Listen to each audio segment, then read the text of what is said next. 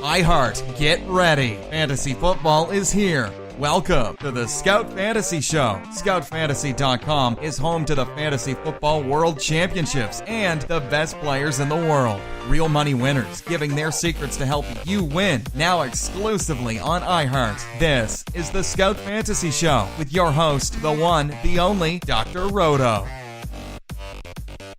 It's Dr. Roto. Get out the insurance cards. Get out the copay. The office is open, my friends. We're going to do the Oakland Raider podcast today. But before I get to that, I want to talk about some player news and notes first that I think are important. So first of all, Anquan Boldin goes to Buffalo. But no, doesn't go to Buffalo. He is done with football. So I think the question is, was he done with football because the Bills suck? Or was he done because he's done? So Ross Tucker basically said, I asked Boldin if any chance he'd sign later in the season for a contender. He said, no, I'm done with the sport of football. My passion is elsewhere. I think a lot of people had thought, and myself included, when Boldin left the Bills, it was because the Bills were a train wreck, right? Sammy Watkins is gone, and Tyrod Taylor's on borrowed time, and nothing looked good there. So I think people were thinking, well, maybe he left because he didn't want to be part of this. But that seems not to be the case. Now, we don't know for sure, but I would think that's a fair comment. Here's what I know. I know from guys I've spoken to in and around the game, they say the following. You got to be in 100% because you can't, it's too much work if your heart's not in it. And if Anquan Boldin's heart is not in it, then he shouldn't be doing it. I think that's a fair comment. So I would tell him out there that I wish him the best. He was a great receiver for a lot of years.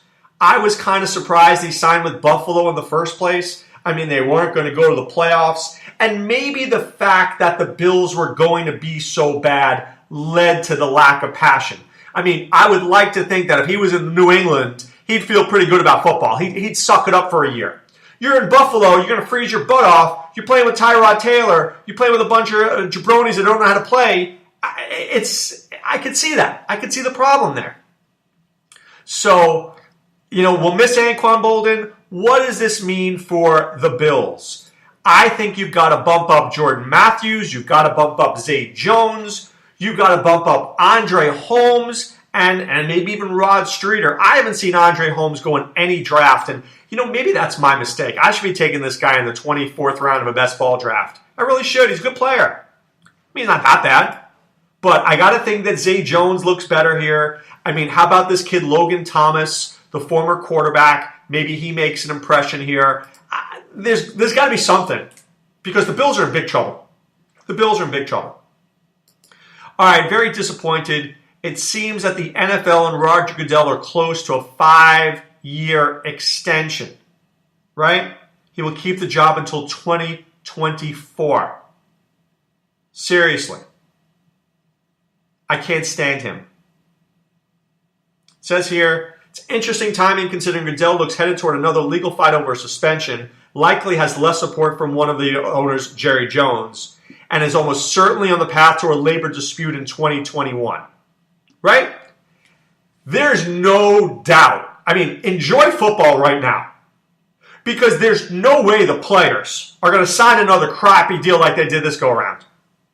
Because this was one of the worst deals in the history of collective bargaining. DeMaurice Smith, all these guys, shame, shame, shame. Go to law school. They'll tell you never make a bad deal. This is a horrific deal. No wonder the owners want Roger Goodell in place. He screwed the players once, let him screw him again. And then they'll fire him after that. Because nobody will want to look at that bastard. But I'm telling you, can't stand Roger Goodell. Don't think he's done such a great job for the league. I don't know. Maybe I would hate anybody. It's true. I'm going to be honest. Maybe I'd hate anybody in that position, but I don't know. I think my biggest problem with Roger Goodell, I've said it before, I'll say it again. You can't be the judge, jury, and executioner. There's something inherently wrong with that.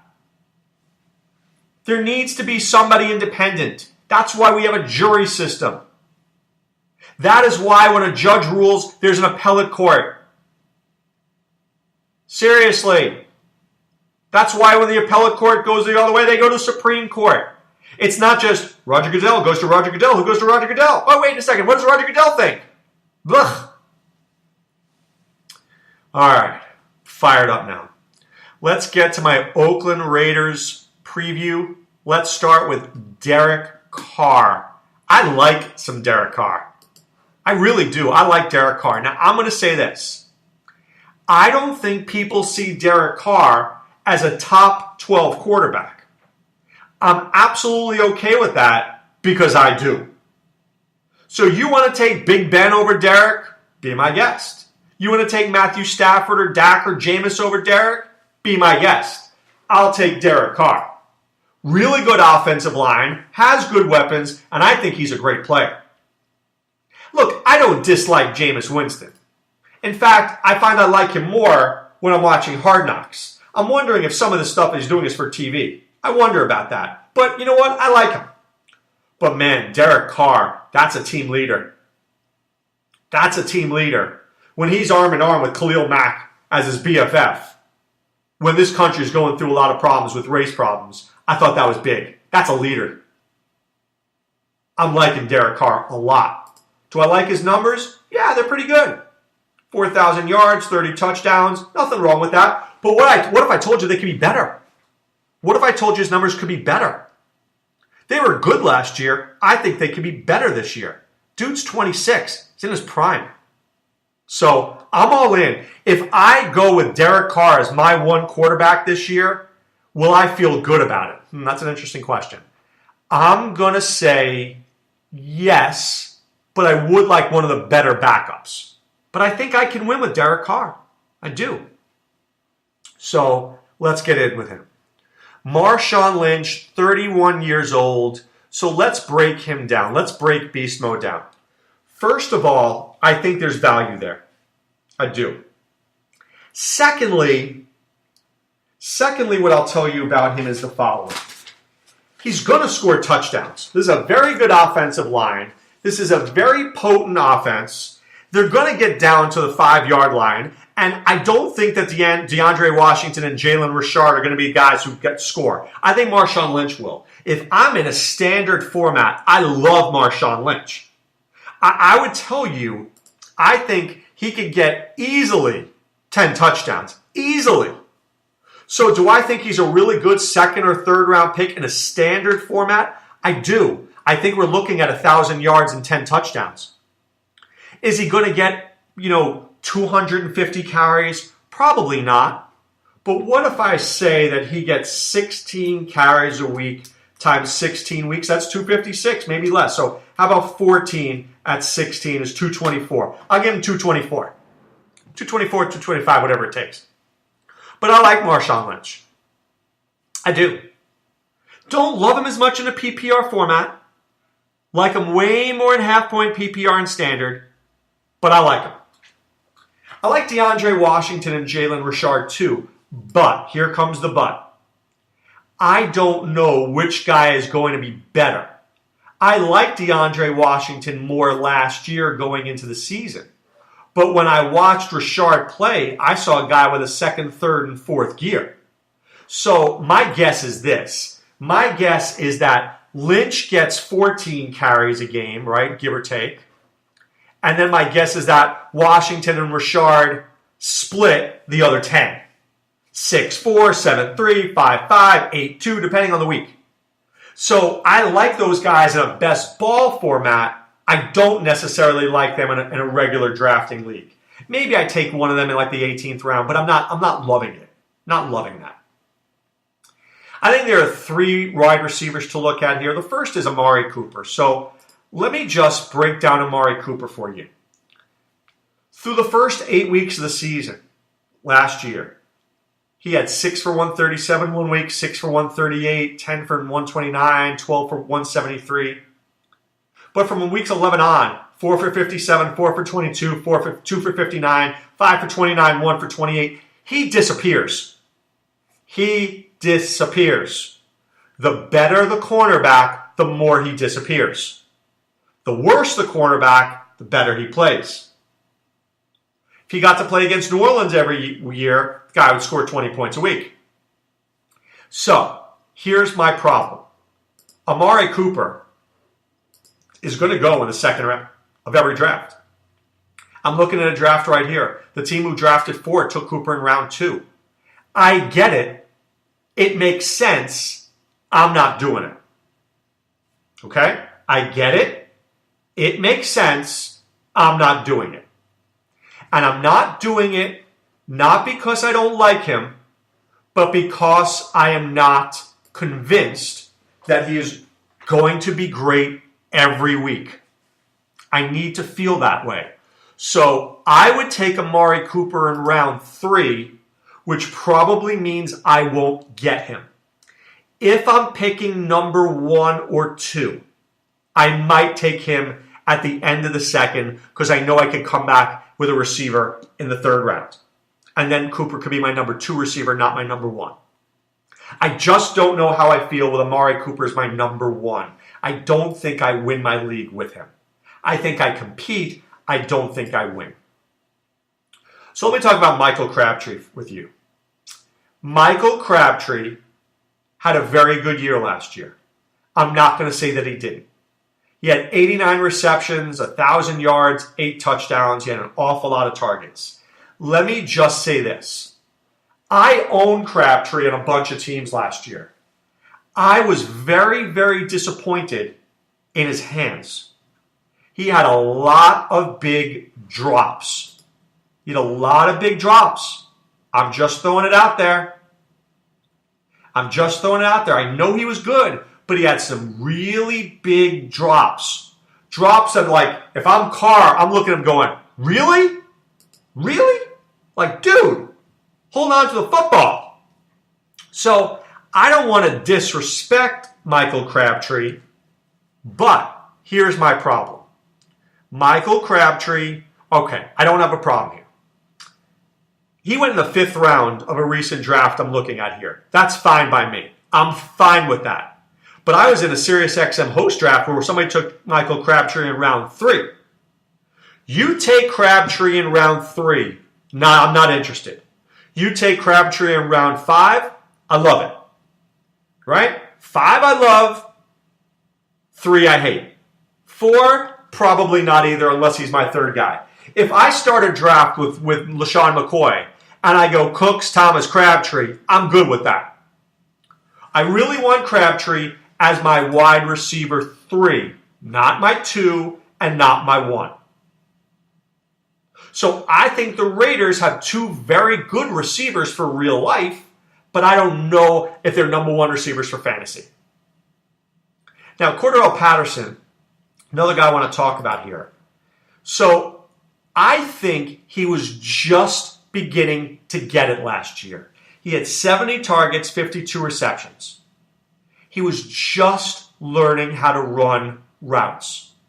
So I think we are a little harsh on young players. Back in the day, guys like Patterson would sit on the bench for years until they were ready. Right? Now, if the guy doesn't play as a rookie, he sucks. But I think Patterson, it's in his 5th year now. Maybe this is the year he shines. And I heard something from Adam Kaplan on SiriusXM Fantasy Sports Radio, which I really liked. He said the Raiders saw Patterson's tape and said that the Vikings weren't using him properly. I really like that. It shows me that the Raiders are thoughtful and they know how they want to use him. That impressed me. So if you're in a league, I want you to listen to me now. If you're in a league that gives points for return yardage, whether it's kickoffs or punts, let's bump Patterson up just a little bit. What if I told you he could have 2 or 3 touchdowns from kickoffs, 3 or 4 touchdowns from receiving, maybe a touchdown rushing? Could end up this year with 6 touchdowns. I know that seems crazy, but it is possible. And if I drafted, see, I'm looking here, the team who had Amari Cooper, He didn't take any receiver late. Instead of taking Wayne Gallman late, maybe he should have taken Patterson late. How about the team that took Crabtree? Maybe instead of taking Braxton Miller, maybe I would have taken Patterson. Because God forbid something happens to Crabtree. You know who's playing more? Patterson. Don't be afraid to handcuff your wide receiver. Jared Cook. I am so over Jared Cook. The dude's 30. The most receiving yards in his career is back in 2011 where he had 759. But this is the year that Jared Cook breaks out, Dr. Roto. No, it's not. But I read something about this guy. Yeah, I read a lot of things about him. Here's what I read. He's overrated. You've got Marshawn Lynch. You've got Washington and Richard. You got Cooper, Crabtree, and Patterson. You're telling me Jared Cook is going to get more than 4 targets a game? If he gets 4 targets a game, 4 times 16 is 64. And let's say he completes all those. He has 64 receptions. Let's just say that would be the most he ever had in his life. 52 is his high. So let's just argue, for argument's sake, because I like to argue, that he has 48 receptions. 48 divided by 16 is 3. What's he going to do? 3 for 90? Seriously, what is he going to do? 3 for 50? 8 points. Congratulations, you got yourself 8 points. You happy now? What fantasy league are you winning with 8 points? Let me tell you, none. So let's not overrate Jared Cook.